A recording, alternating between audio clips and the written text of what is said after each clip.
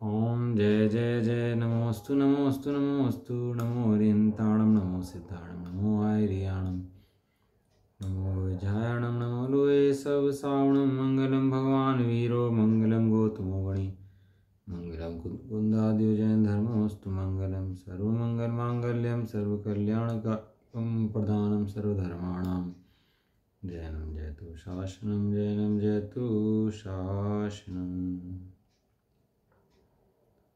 नमः समय साराय स्वानुभूत्या चकास्ते चित्स्वभावाय भावाय सर्वभावान्तर्चिदे वन्दितु सर्वसिद्धे धूमचल्मणोऽहं गतिं पत्ते वोच्छामि समय पाहुड मृणो सुदके विरीभणिदं जीवो चरितदंसणाण्डिट्ठदो तमिष संयम जान पोगल कम पदेश टिट्ठिदं चतं जान पर समयम एयत्निच्छगदो समो सवत सुंदरो लोये बंद कहायते तेण विसंवादिनी होदी सुध परिचिदान भूदा सवस्वी काम भोग बंद कहा एयत्तस्य उलंभोण सुलहो विहत्तस्य तमेयत् व्यत्तं दायमपणो सव्यवेण जदिदाय प्रमाणं चुगे शलं नगे तवं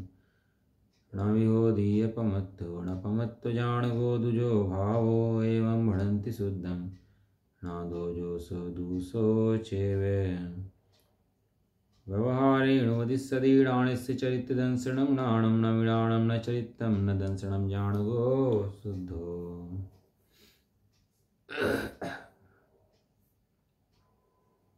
हाँ, शिव से मैं सारी ग्रंथ विराजमान है और इसके अंदर जो अपनी अजीब अधिकार चल रहा है, जीव अजीव अधिकार, इसके अंदर 50 से 55 की गाथा हमारी जो है वो पूरी हो गई।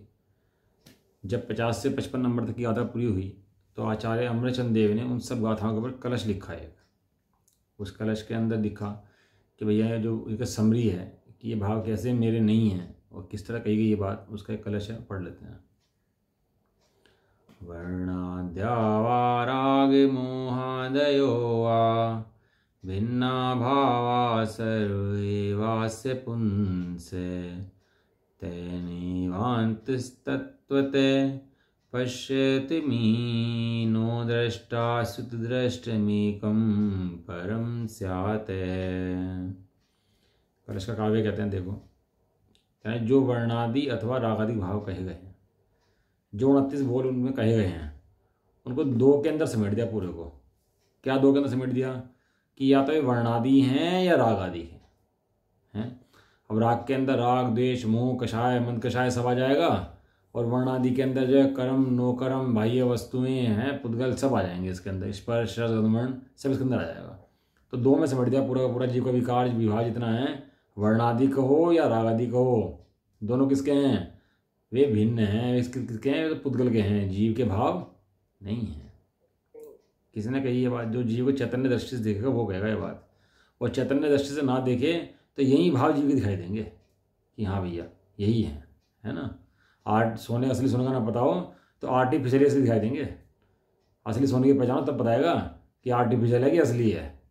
इसलिए भैया असली सोने की पहचान तो होनी चाहिए। जो वर्णादि और राग मोह आदि भाव कहे हैं वे सब इस पुरुष से भिन्न हैं। पुरुष कहो कि आत्मा को, एक ही बात है। पुरुषार्थ सिद्धि उपाय हमारा ग्रंथ है, अमरचंद देव ने लिखा है। तो पुरुष का मतलब लिया वहाँ पर आत्मा है। आत्मा के अंदर स्त्री पुरुष के भेद नहीं है। तो ये तो पुरुष कहने में आता है, तो बाहर से कहने में आता है पुरुष है, लेकिन वास्तव में आत्मा को पुरुष कहते हैं। ऐसा लिंग वाला हो आत्मा, पुरुष के लिंग वाला हो, पुल्लिंग वाला हो, ऐसा नहीं कि वो लिंग वाला आत्मा हो गया। आत्मा के अंदर लिंग नहीं है, वो तो कही है पहले गाथा के अंदर, आत्मा अलिंग है। जब आत्मा अलिंग है तो पुरुष का लिंग आत्मा में कैसे हो सकता है? आत्मा चैतन्य मूर्ति है, लिंग से रहित है, लिंग आत्मा के अंदर नहीं है, लेकिन आत्मा को कहते हैं पुरुष।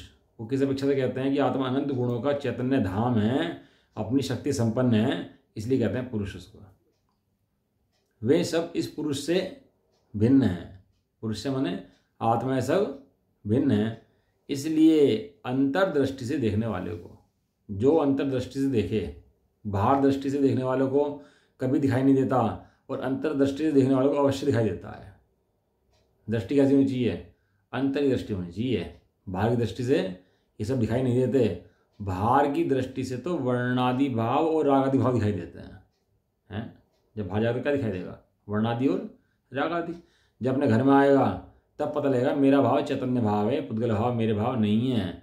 वर्णादि तो मेरे है ही नहीं, रागादि भी मेरे नहीं है। जिनको अपना मान के बैठा था भैया, आचार्य देव ने सारा बोझ उतार दिया सिर पे इसके। इसलिए अंतर्दृष्टि से देखने वाले को यह सब दिखाई नहीं देते, मात्र एक सर्वोपरि तत्व ही दिखाई देता है। सबसे ऊपर कौन है? समय सार है। सब द्रव्य कौन है? समय। समय मैंने सब द्रव्य है, लेकिन वो सार कौन है? वो समय सार। वो कौन है? वो चैतन्य द्रव्य है। वो मैं हूँ, मैं समय सार हूँ, मैं अद्भुत तत्व हूँ। क्या दिखाई देता है? केवल एक चैतन्य भाव स्वरूप अभेद रूप आत्मा ही दिखाई देता है। जब जिस समय चैतन्य में आप प्रवेश करते हैं तो रागादि और वर्णादि दिखाई ही नहीं देते। क्यों नहीं देते? क्योंकि वहाँ पर वे है ही नहीं। दर्पण के अंदर देखो सब दिखाई देता है, महल, सोना, चांदी सब दिखाई देता है, लेकिन दर्पण के स्वभाव के निकट जाकर देखने में पता लगता है कि वे सब दर्पण के अंदर है ही नहीं।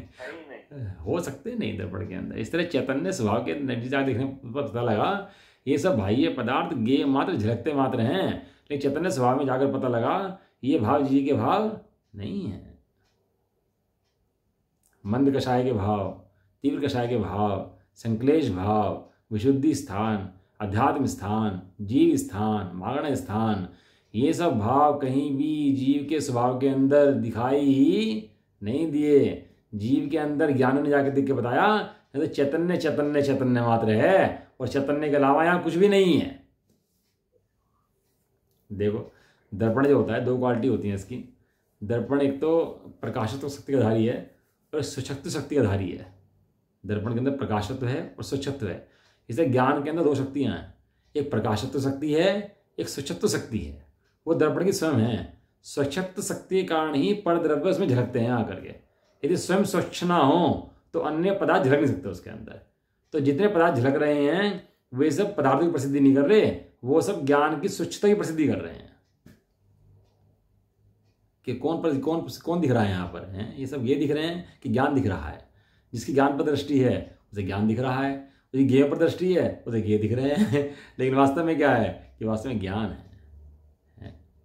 गाड़ी चलाते हैं ना तो शीशे के ऊपर कभी वो कुछ बैठ जाती है, मक्खी बैठ जाए, कुछ लग जाए, अब वो जब उस पर दृष्टि जाती है तो बाहर दिखाई नहीं देता, और जब बाहर दिखाई देता है तो वो दिखाई नहीं देती। जो चीज़ लगी है उसको गंदगी लगी हो शीशे के ऊपर, चीज़ तो भैया एक दिखाई देगी। दृष्टि में क्या है? दृष्टि में आत्मा, भक्ति परमात्मा। जब दृष्टि आत्मा में हो तो भगवान की भक्ति होती है, और दृष्टि आत्मा पर नहीं है तो भगवान की भक्ति करी नहीं है भाई तूने अभी है। ऐसी आराधना हो सिद्धात्मा, ऐसी आराधना हो जाए हमारी कि भगवान जैसे तुम हो ऐसे ही मैं बन जाऊँ। भगवान कैसे हैं? भगवान चैतन्य स्वरूप है। वहाँ भी जो अनंत का और सिद्ध का स्वरूप लगाते हैं मंदिरों के अंदर, आपने देखा होगा दो प्रतिमाएं मंदिर के अंदर होती हैं, एक अनंत की होती है और एक सिद्ध की होती है ना।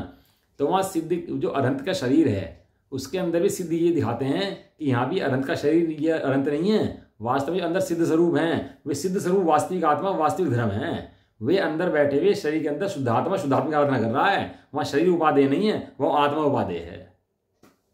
सिद्ध भगवान का कार्ड लगाते हैं ना मंदिर के अंदर, तो उसका प्रयोजन क्या है उसका लगाने का? अनंत देव की लगाते हैं तो साथ सिद्ध भगवान की लगाते हैं।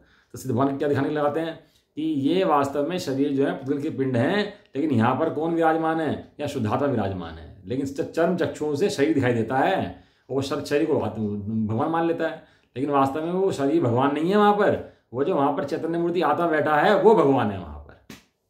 ये दृष्टि किसकी जाए भैया? कोई ज्ञानी विलक्षण पुरुष ही इस दृष्टि से देख पाए, वरना सब तो बाहर में इन्हीं को भगवान मान करके और पूजा पाठ करके आ जाए। ये छत्र हैं, चमर हैं, भावमंडल हैं, सब चीज़ें हैं, इनको भगवान मान ले।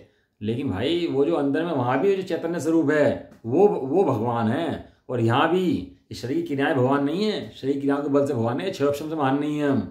यहाँ भी चैतन्य स्वरूप आत्मा एक अखंड रहने वाला है, जो पर्याय में तक नहीं जाता, वो महान तत्व है, वो भगवान तत्व है, वो विराजमान है मंदिरों के अंदर भी, भगवान के अंदर भी और यहाँ भी। भगवान तो इशारा कर रहे हैं, भगवान की प्रतिमा जो है वो तो इशारा कर रही है। क्या इशारा कर रही है? कि यहाँ पर भगवान हैं, ये भगवान है ऐसा नहीं कह रहे, यहाँ पर भगवान है ऐसा कह रहे। क्या कह रहे भाई? यहाँ पे भगवान है ऐसा कह रहे हैं। हाँ, ये प्रतिमा भगवान है ये नहीं कह रहे। तो चरम चक्षु से तो सीधे दिखाई नहीं देते सीधे। तो क्या क्या करा? उसको इशारे से बताया। अब अंधे व्यक्ति को कोई नहीं देखा जाए तो उंगली पकड़ के पास रास्ता पकड़ा देते हैं उसको, या छड़ी देते हैं हाथ में, वो छड़ी के माध्यम से रास्ता पकड़ लेता है अपना। वो सहारा है उसका, लेकिन रास्ता पकड़ना है। वहाँ अनंत देव की जो प्रतिमा है वो इशारा है। वो क्या इशारा है? कि यहाँ पर चैतन्य देव भगवान आत्मा विराजमान है, ये इशारा है। और वहाँ खाली प्रतिमा के दर्शन कर ले, पूजा कर ले, चरण स्पर्श कर ले, सब कर ले और सोचो भगवान की भक्ति कर ली, तो ऐसा नहीं है। ये दृष्टि के अंदर तेरे वास्तविक स्वरूप नहीं आया तो तूने भगवान की भक्ति करी नहीं है भाई। अभी वास्तविक बात ये है।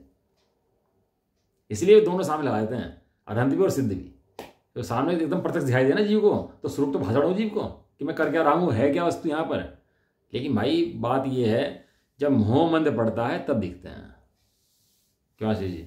हैं? मोह मंद पड़े हैं तब दिखाई दे। मोह मंद पड़े बिना तो ना सिद्ध सिद्ध दिखाई दे, ना अनंत दिखाई दे। वहां तो केवल प्रतिमा दीवार भगवान दिखाई दें, ये मेरा काम कर देंगे, इनसे मेरा काम होता है। बस इनके पास में आ गया, अब ये कर देंगे, उन्हें ढो दे दी, चरणों में लोटपोट हो गया, बस ये काम कर देंगे। यदि ये करते होते तो जितने मंदिर में आते हैं सब सिद्ध चले जाते। और अनंत बार तो हम भी मंदिर में आ चुके, तो आज तक सिद्ध तो नहीं बने। तो क्यों? क्योंकि भैया कार्य उपादान से होता है, निमित्त से नहीं होता। निमित्त वहां पर होता है, लेकिन कार्य उपादान की योग्यता से होता है। और तू चैतन्य दृष्टि तो करता नहीं है और सोचता है भगवान काम कर देंगे, तो तेरे भगवान की भी सच्ची दृष्टि नहीं है। भगवान की सच्ची दृष्टि किसको है? जो उनके चैतन्य स्वरूप को देखकर अपने चैतन्य स्वरूप की आराधना करता है उसको। स्कूल में तो बहुत बच्चे पढ़ते हैं, 100 बच्चे पढ़ते हैं, लेकिन कोई बच्चा बहुत होशियार निकल जाता है और कोई बिल्कुल डंप रह जाता है, और मास्टर पढ़ाने वाला एक ही है। तो ऐसा क्यों जाता है?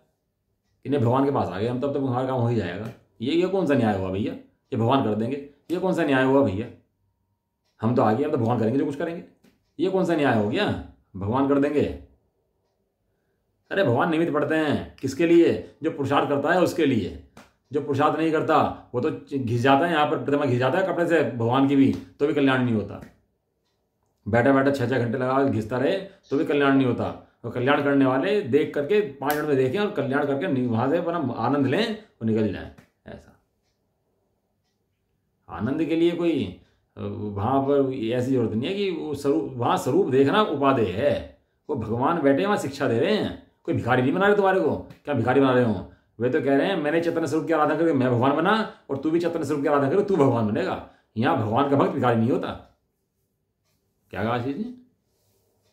यहाँ भगवान का भिखारी नहीं होता। हाँ, भगवान का भक्त भगवान होता है, भगवान बनने वाला होता है। हमारे भगवान भिखारी नहीं बनाते। ये दुनिया के और भगवान नहीं है कि लाया और मांग लिया, कोटरा फिला लिया और दे दो और दे दिया, छुट्टी पाई अपना। ऐसा नहीं है। यहाँ तो भगवान का हमारा ऐसा भक्त है कि भगवान हमारे भगवान का भक्त को भगवान बना दें, ऐसे भगवान है हमारे। लेकिन किसको? जिसकी आंख खुली हो उसको। अंधे को आंख देने में कोई समर्थ नहीं है। अंधे को नहीं दिखा करता भैया, आंख वाले को दिखा करता है।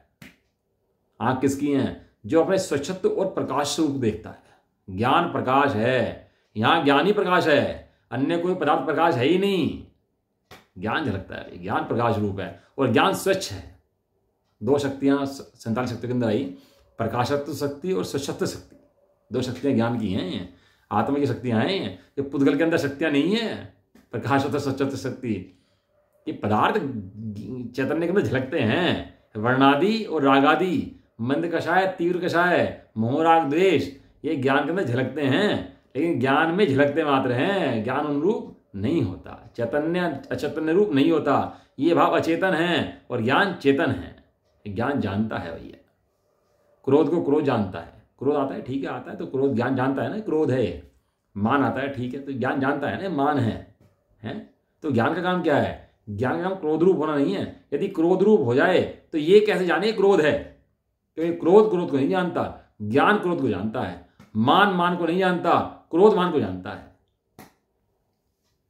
ये क्रोध मान माया लोग आते हैं, ये दशा में आते ही हैं, कोई बात थोड़ी नहीं आते। लेकिन ज्ञान सबको जान लेता है कि ये कषाय के परिणाम हैं, मेरे परिणाम नहीं है। मैं तो चैतन्य शुद्ध बुद्ध परमात्मा हूं। ये परिणाम कर्म को उदय से प्रकट हुए हैं, मेरे परिणाम नहीं है। मैं तो एक चैतन्य रूप भगवान आत्मा हूं। ऐसा ज्ञान जान लेता है। और जो ज्ञान ऐसा जानता है सो भगवान बन जाता है, भगवान हो जाता है। मंदिरों में ऐसी भक्ति करो, ऐसी भक्ति करूं प्रभु की, पाऊं ना जन्म दोबारा। है अब जन्म मरण का नाश करने के लिए भगवान के पास आया। और कब होगा वो? जो जन्म जरा मृत्यु से रहित चैतन्य स्वभाव है, उसको देखकर उसमें अपनापन करेगा, उसको अपना समझेगा, तो जन्म जरा मृत्यु से रहित हो जाएगा भाई। पानी पियोगे तो प्यास मिटेगी, सीधी बात है भाई। खाना खाओगे भूख मिट जाएगी, सीधी बात है। चैतन्य स्वरूप की आराधना करोगे तो संसार मिट जाएगा, सीधी बात है। इसमें कौन सा आश्चर्य है? भावार्थ परमार्थ ने अभेद ही है। परमार्थ से क्या है कि अभेद है, इसलिए इस दृष्टि से देखने पर भेद दिखाई नहीं देता। अतः नय की दृष्टि पुरुष चैतन्य मात्र ही दिखाई देता है। शुद्ध नय इतना काम की चीज है भैया। शुद्ध नय के द्वारा शुद्ध वस्तु एकदम प्रत्यक्ष भाषित होती है। शुद्ध नय बहुत गजब चीज है। वो उस वस्तु के अंदर भी, प्रमाण की वस्तु के अंदर भी उस वस्तु का वो पकौड़ा दिखाता है जो शुद्ध है। प्रकट में अशुद्धता है, लेकिन उसके पीछे छिपी हुई चैतन्य ज्योति जो है वो उसको दिखाता है कि ये शुद्ध है। वो जीव की दृष्टि जब वहां पर जाती है तो अशुद्धता मिट जाती है और शुद्धता प्रकट हो जाती है पर्याय के अंदर भी, शुद्ध स्वभाव के आश्रय से। इसलिए वे समस्त ही वर्णादि तथा रागादि भाव पुरुष से आत्मा से भिन्न है, यानी कि मेरे से भिन्न है। मेरे अंदर वर्णादि रागादि भाव नहीं है। चलो आगे चलें। ये वर्ण से लेकर गुणस्थान पर्यंत जो भाव हैं उनका स्वरूप विशेष से जानना हो तो गोमठ सार आदि ग्रंथों से जान लेना चाहिए। कोई विशेष रुचि का बलवान पुरुष हो, किसी को अभ्यास करने की हो, तो गोमठ सार आदि ग्रंथ पढ़ना और वहां से इनको जान लेना चाहिए। मैंने इसके लिए इस ग्रुप पर भेजे हैं। एक तो कलश टीका का वो भेजा है आपका राजमल जी पांडे जी का, और बनारस राजी का भेजा है जो उन्होंने समय लिखा। वो दोनों मिनट पढ़ लेते हैं और फिर अगली गाथा पर चलते हैं, है ना। तो देखो भाई, पढ़ो भाई, नींद आ रही है आपको? आए पढ़ो, आई पढ़ो। जिसको नींद आए वही पढ़े, नींद आ जाएगी उसकी। मुंह धोके बैठा करो अच्छे से एकदम। मुंह भी धोके बैठी हूँ, किस करना, दवाई पी ली रात। अच्छा गले की वजह से वो नींद की दवाई होती है। अच्छा कोई नहीं, पढ़ो आप पढ़ो अच्छे से पढ़ो, तेज आवाज में, जोड़ा आ गया। सहित अर्थ अस्य पुंसः सर्व एव भावः भिन्नः अस्य विद्यमान है। ऐसे पुंसः शुद्ध चैतन्य द्रव्य से सर्व जितने हैं वे सब भावः अशुद्ध विभाव परिणाम एवं निश्चय से भिन्न है। जीव स्वरूप से निराले हैं। वे कौन से भाव? वर्णिया व राग मोहादयो व वर्णाद्या एव एक कर्म अचेतन शुद्ध पुद्गल पिंड रूप है। वे तो जीव के स्वरूप से निराले ही हैं।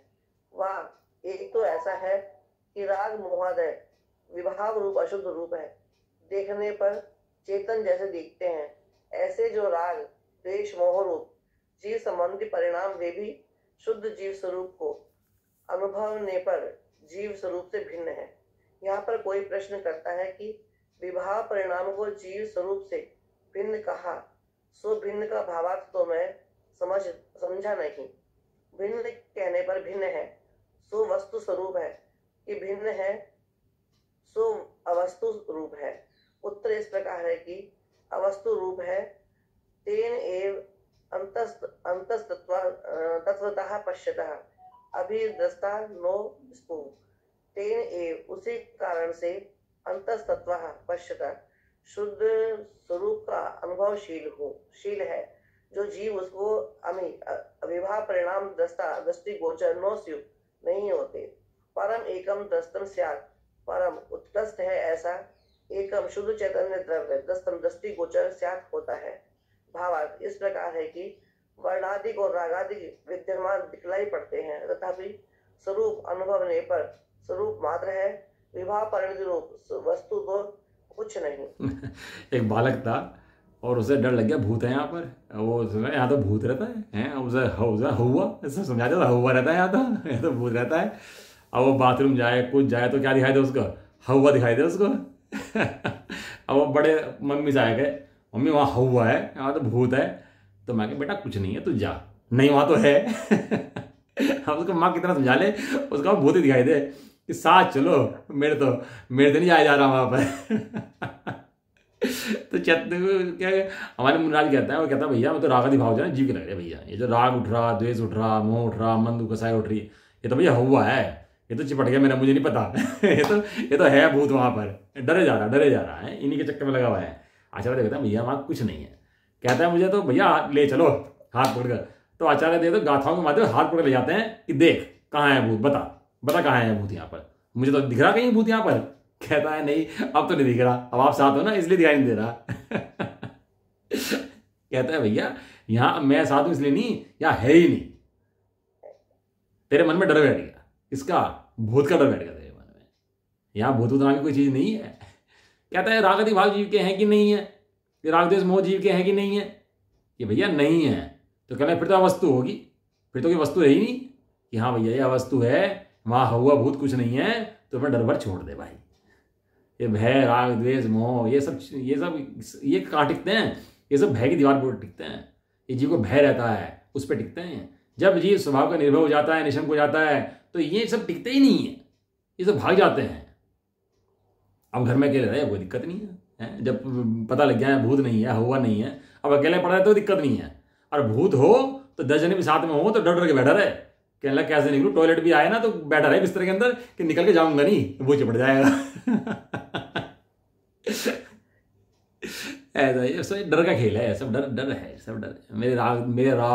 मेरा द्वेष, राग बहुत हो गया भैया, द्वेष बहुत हो गया भैया, द्वेष को कम करो, इसको कषाय को कम करो भैया इसको, है नहीं तो मेरा क्या होगा। भैया तेरा कुछ नहीं होगा, तू जैसा था वैसे ही रहेगा, तू चिंता मत कर, ये राग द्वेष तेरे नहीं है। बहुत बढ़िया कलश टीका का मजा आ जाता है पढ़ के, पढ़ो ना साथ में। किस कह रहे, जो उसका अनुभवशील है उसको कहते हैं विवाह परिणाम है ही नहीं, दृष्टिगोचर होते ही नहीं है। हमने भी आज तक भूत की सुनी बहुत है, लेकिन भूत कभी देखा नहीं है। हम भी बचपन में बोल रहा करते थे कि भूत है, लेकिन कभी देखा नहीं है, तो ले तू भी निशंक हो जा, यहाँ भूत कुछ होता नहीं है। हाँ पहले हम फिल्म देखते थे ना, हॉरर फिल्म आती थी तो देखते थे, डर करते थे बहुत। तो एक बार देख रहे बैठे हुए, तो हमारी मामी जी थी वे देख रही थी बैठे साथ में, तो हम डर रहे। अब वो कह रही कितना गंदा मेकअप कर रखा है इसका, सड़ा हुआ मेकअप कर रखा। ये बात कान में पड़ी और उस दिन से ऐसी घुसी, भूत का डर ही निकल गया। वहां भूत नहीं दिखता, मेकअप दिखता है उसका। कहला तो मेकअप है, भूत नहीं है यहाँ पर। ये कहाँ डरे थे, अब वो मेकअप दिखाई दे उसका, क्योंकि ये तो व्यक्ति है, ये तो नाटक कर रहा है, ये तो कुछ भी नहीं है। उसे भूत का डर ही भाग गया, भूत का भय भाग गया इस बात सुनते ही। ये विवाह परिणाम नहीं है, ये तो खाली मेकअप है। अंदर में तो जीव भिन्न बैठा, ये तो ऊपर लगा लिपट रहा है, अभी नहला दोगे तो सब साफ हो जाएगा इसका। नहीं है ये चैतन्य, जो दृष्टि जो दे उसको दृष्टिगोचर नहीं होते, रागादि भाव वर्णादि भाव दिखाई नहीं देते। देखने पे देखा तो स्वरूप दिखाई दिया, जब देखने गया तो क्या दिखाई दिया, वहां चैतन्य स्वरूप शुद्ध आत्मा दिखाई दिया, वहां वर्णादि और रागादि दिखाई नहीं दिए। विवाह परिणति ये सब कुछ मान रहा था, वो दिखाई ही नहीं दी। कहां देखने पर, स्वरूप देखने पर। वो विवाह परिणति वहां स्वरूप के अंदर नहीं है। दर्पण के अंदर देखने पर ये महल गाड़ियां ये वहां पर नहीं है। ज्ञान के अंदर राग देखने पर ज्ञान राग के अंदर, राग ज्ञान के अंदर नहीं है भैया, नहीं है। ये तो मंत्र है, ये संसार से निकालने के। ऐसे संसार से निकल जाता है जीव, जो मोक्ष मार्ग जाने वाले होते हैं ना, वहां अनुभूति होती है भैया। उसका वो पढ़ लेते हैं बनारस जी का, जो उन्होंने भेजा। एक सेकंड, भूत चिपट गया जीव को, किसका मोह का भूत चिपट गया। कहीं कुछ है नहीं, और सिर पर टांग ली अपने पूरी मोह की तलवार, और नाचता फिरता है। वर्णादिक रागादि रूप हमारो नाई, एक ब्रह्म नहीं दूसरो, दिसे अनुभव माई।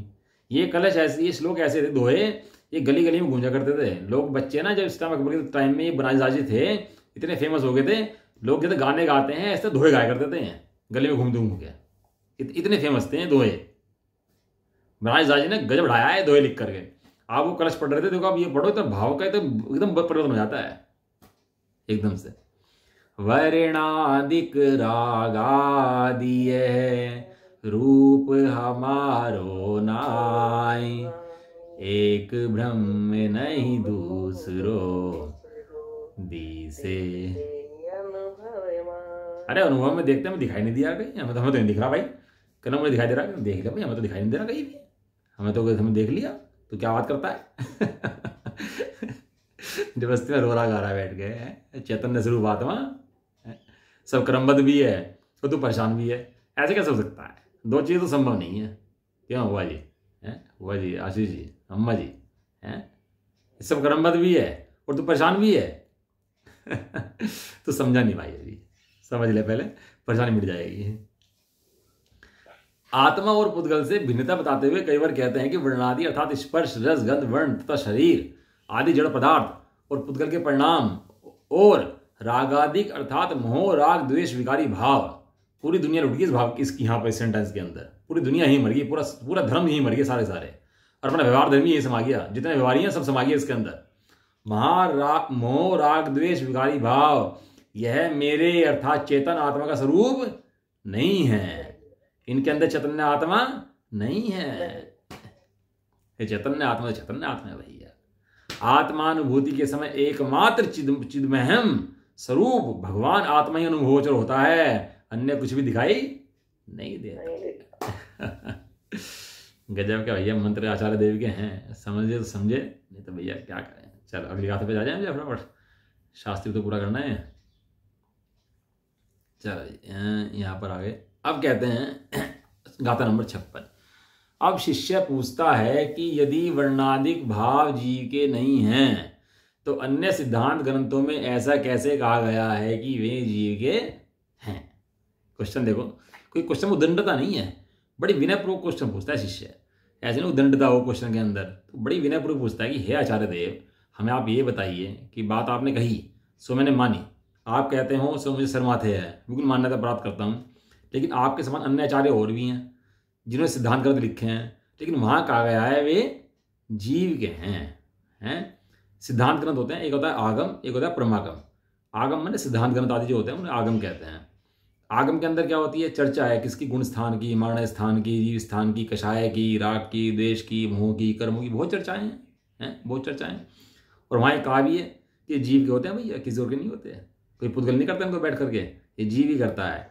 तो ये बात मेरी समझ में नहीं आई कि आप कहते हैं पुद्गल के हैं और हमने अन्य जगह पढ़े जीव के हैं, तो ऐसा ये इसमें जो है बात में फर्क क्यों आ रहा है? कृपया हमें समझाने की कृपा करें। तो उसके उत्तर स्वरूप गाथा कहते हैं, देखो पढ़ते हैं गाथा। व्यवहारेण दुहे दे जीवस्य हवन्ति वर्णमादिया गुणठाणन्ता भावाणदुके निश्चयणयस्य वर्णादिगुणस्थानान्त भावजु जीव के व्यवहार से पर कोई भी ये भाव नहीं है, जीव के निश्चय विषय। यह वर्ण से लेकर गुणस्थान पर्यंत जो 29 भाव ऊपर कहे हैं, ये सब जो भाव कहे गए हैं वे व्यवहार नैसद जीव के हैं, इसलिए सूत्र में कहे गए हैं। सूत्र में सिद्धांत ग्रंथों में कहे गए हैं, किंतु निश्चय न के मत में उनमें से कोई भी जीव का नहीं है। वास्तव में उनमें कोई भी जीव का नहीं। देखो, भेद ना करे तो व्यवहार नहीं, और भेद को ना मिटाए तो निश्चय नहीं। व्यवहार शुरू में कहा जाता गाथा के अंदर कि व्यवहार ने अभूतार्थ है, असत्यार्थ है, पालने योग्य नहीं है, मात्र वर्तमान में संयोगी अवस्था देखकर वर्णन करता है। ये वर्णादि रागादि भाव जीव के हैं। कोई यदि ऐसा ही श्रद्धान करके सिद्धांत ग्रंथों से पढ़कर और ऐसा ही मान ले तो अपना बुरा करता है, उसको सम्यक दर्शन नहीं होता, वो रागादि की प्रतीति करता हुआ संसार में चला जाता है। मैं नहीं कह रहा, मोक्षमार्ग पार्षद में लिखा है बात। वर्णादि रागादि का वर्णन शास्त्रों के अंदर है कि हाँ है, और कोई मात्र ऐसी ही प्रतीति कर ले, व्यवहार को सत्यार्थ मान ले, तो उसका अश्रद्धान जागृत होता है, उससे संसार मिथ्या दर्शन पुष्ट होकर संसार में चला जाता है। वास्तव में उनको जानना भी है, और जानने के बाद उनको अपना मानना नहीं है, ये काम भी करना है। जानना भी जरूरी है और नहीं मानना भी जरूरी है, दोनों बातें जरूरी हैं। भेद करे सो व्यवहार, और अभेद की दृष्टि दे सो निश्चय। वे निश्चय तो भेद को उड़ाता रहता है ना, भेद को उड़ाते रहता है, भेद पढ़ाते रहते हैं, निश्चय उड़ाते रहता है, भेद पढ़ाते रहते हैं, निश्चय उड़ाता रहता है। एक प्रतियोगिता हुई प्रतियोगिता अंदर क्या हुआ भाई कि वे दो विद्वान थे, एक निश्चय पक्ष वाला बन गया, एक व्यवहार पक्ष वाला बन गया, और दोनों चर्चा करने लगे। अब व्यवहार वाला अपनी बात कहे और निश्चय वाला अपनी बात कहे हैं। अब व्यवहार वाला निश्चय वाली की बात करने लगे तो उसका रोल ही खत्म हो जाएगा उसका। तो उसका रोल क्या है कि व्यवहार वाला अपनी बात करता है, भेद की बात करता है? अब रामलीला हुई, एक ने रावण का रोल करा, एक ने राम का रोल करा है। अब दोनों ही सज्जन पुरुष हैं, कोई ऐसी बात नहीं, कोई दुर्जन पुरुष है, दोनों ही सज्जन पुरुष है। रोल किसका कर रहे हैं? एक रावण का और एक राम का। अब रावण अगर सज्जन बन जाए वहां पर है तो रोल नहीं हो वहां पर, तो नाटक ना हो, और राम दुर्जन बन जाए तो नाटक ना हो। तो क्या होता है, रावण अपना रोल करता है और राम अपना रोल करता है, दोनों अपना अपना रोल करते हैं, और इसी का नाम नाटक है। व्यवहार ने अपना काम करता है, निश्चय ने अपना काम करता है, इसी का नाम समझा नाटक है। यदि तो संसार में ना होता तो तुझे व्यवहार न्याय का उपदेश भी ना देते। ये तो उपदेश की जरूरत नहीं पड़ती तेरे को, तो सीधी सी लाभ होता। लेकिन उपदेश क्यों दे रहे हैं? क्योंकि तू संसार में बैठा हुआ है पर्याय की अपेक्षा से, लेकिन निश्चय से संसार में जाता नहीं है। ये दोनों पखवाड़े मजबूत करके चलते हैं, निश्चय का भी और व्यवहार का भी।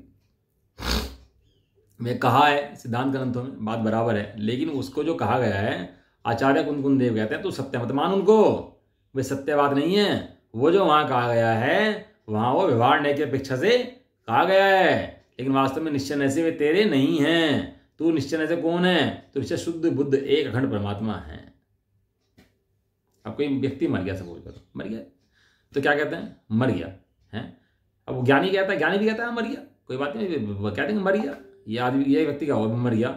लेकिन वो ज्ञानी जानता है कि मरना जो कहा है व्यवहार ने से कहा है, वास्तव में यहाँ कोई मरा नहीं है, ना मरने की व्यवस्था है। ये तो मेरे ट्रांसफर हुआ है, इस हाथ से इस हाथ में गया है, ट्रांसफर हुआ है, बाकी कुछ भी नहीं हुआ, ऐसा वो जानता है। देखो क्या कहते हैं, टीका पढ़ लेते थोड़ी सी इसकी। यहां व्यवहार ने पर्यायाश्रित होने से, व्यवहार ने कैसा है? व्यवहार ने पर्यायाश्रित है और निश्चय ने द्रव्याश्रित है। पराश्रितो व्यवहारा श्वाश्रितो निश्चय। क्या कहा? पराश्रितो व्यवहारा श्वाश्रितो निश्चय, श्वाश्रितो निश्चय। जो पर के आश्रित हो सो व्यवहार है, जो भेद के आश्रित हो सो व्यवहार है, और जो स्वयं के आश्रित हो वो निश्चय। ये कथन है। आप घर में बाहर में धर्मशाला में रहो, हैं होटल में रहो, कहीं भी रहो, बाहर में जाकर के वो किराए मकान में रहो, पर के आश्रित कैसे करोगे? पर के आश्रित कैसे, मतलब वो व्यवहार है। और अपने घर में रहो, अपना मकान हो, तो क्या होता है?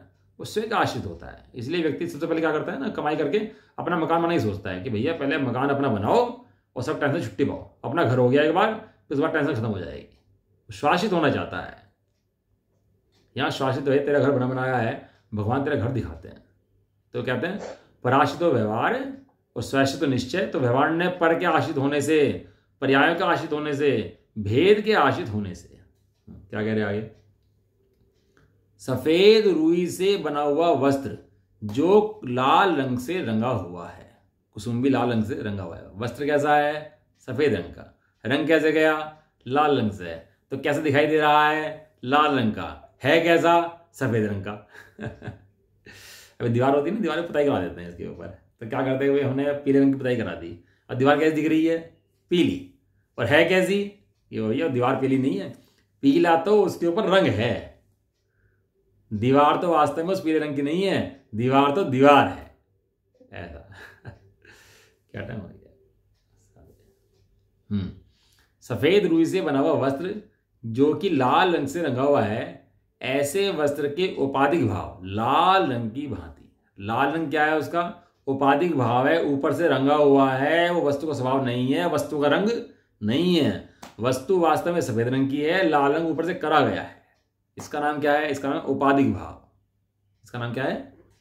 उपाधिक भाव। उपाधि बने, उपाधि कहते हैं इसको। उपाधि, कोई प्रधानमंत्री है, कोई राष्ट्रपति है, कोई जज हैं, कोई वकील हैं, सब उपाधियां हैं कि नहीं है? क्योंकि वास्तव व्यक्ति तो व्यक्ति है, ये व्यक्ति के ऊपर उपाधियां हैं। क्या उपाधि है? कि वो साहब हैं भैया, ये फलाने साहब हैं, ये उपाधि है। लेकिन वास्तव में है तो व्यक्ति ना भाई, या व्यक्ति नहीं है वहां पर वो कि हाँ व्यक्ति तो है। तो व्यक्ति कहना निश्चय और उपाधि कहना व्यवहार। ऐसा लाल रंग की भांति पुद्गल के संयोगवश अनादि काल से जिसकी बंध पर्याय प्रसिद्ध है, ऐसे जीव के उपाधिक भाव प्रणाली का अवलंबन लेकर पर्वत होता है। कौन पर्वत होता है? बताओ भाई, कौन पर्वत होता है? यहां लिखा प्रवर्तमान होता है।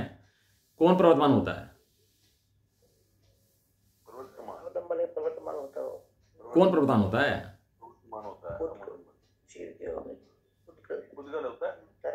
व्यवहार ने होता है। ऊपर लिखना व्यवहार ने, फिर उसके बारे में लिखा कैसे, एग्जाम्पल दिया। फिर कोमल, आप कोमल का ध्यान रखा करो, इन कोमल की बहुत कीमत है। जो वकील लोग होते हैं ना, उन्हें तो बहुत पता होती है इस चीज़ के बारे में कि इन कोमों की कितनी कीमत है।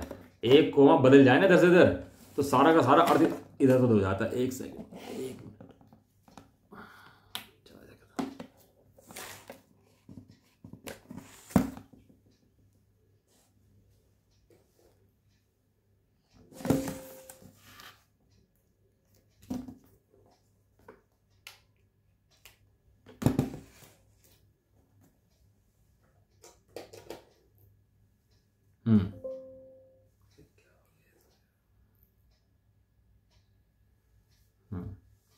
एक कोमा आगे पीछे हो जाए ना तो बहुत फर्क पड़ जाता है।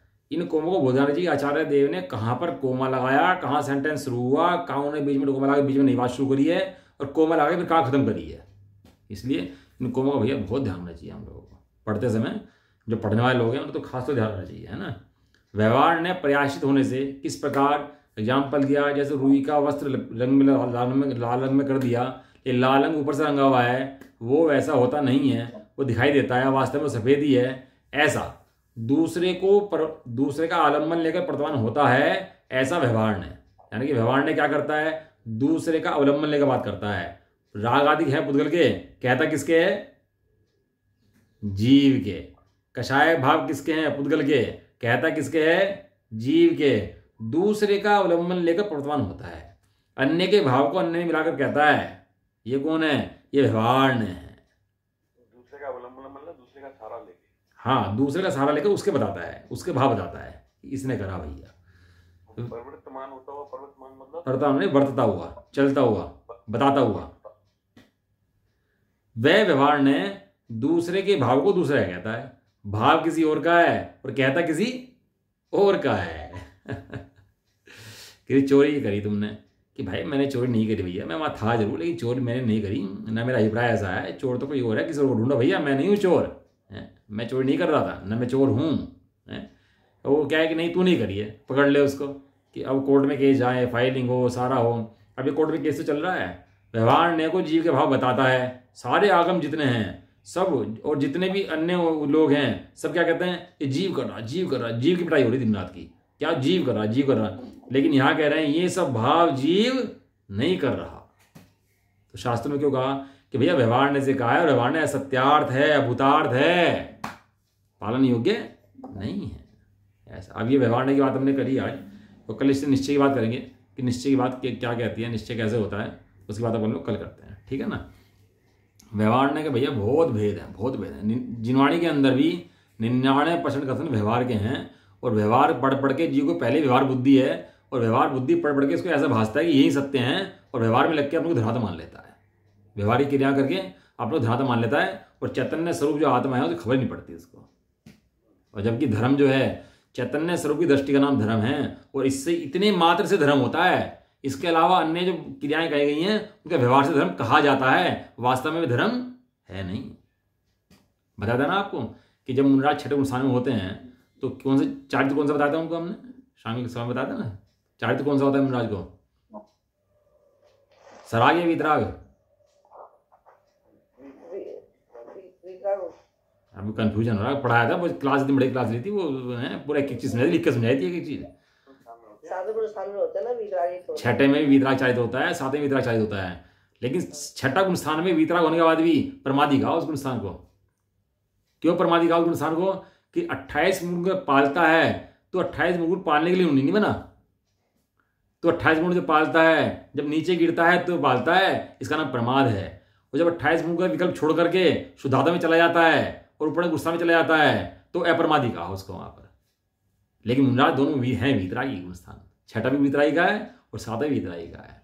लेकिन ये बात ध्यान में, उन वीतराग के अंदर भी दो भेद कर दिए, एक परमादि का और एक अपरमादि का। जब वे मुनराजी परमादि कहे जा रहे 28 गुण पालते हुए, तो व्यवहार ने की क्रियाएं करता हुआ व्यवहाराभासी ये वीतरागी कैसे गा सकता है, ये समदृष्टि कैसे गा सकता है भाई साहब? ये दृष्टि इसकी राग पर है और समदृष्टि कहलाए, ऐसा नहीं है। मुनराज तक को नीचे गिरते हुए परमादि कह दिया, ये समझ लो आप।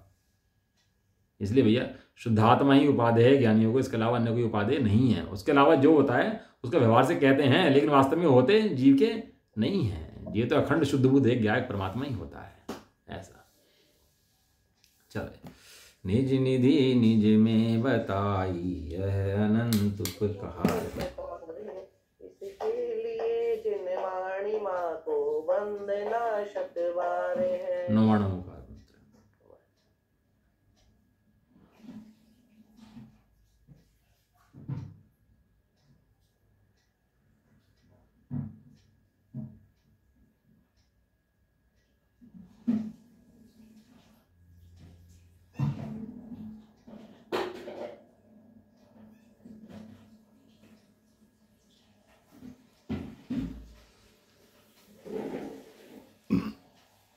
जय प्रदोषी ने जिन्होंने माता की, महान जैन धर्म की, एक साथ बोलिए जय जिन्हें।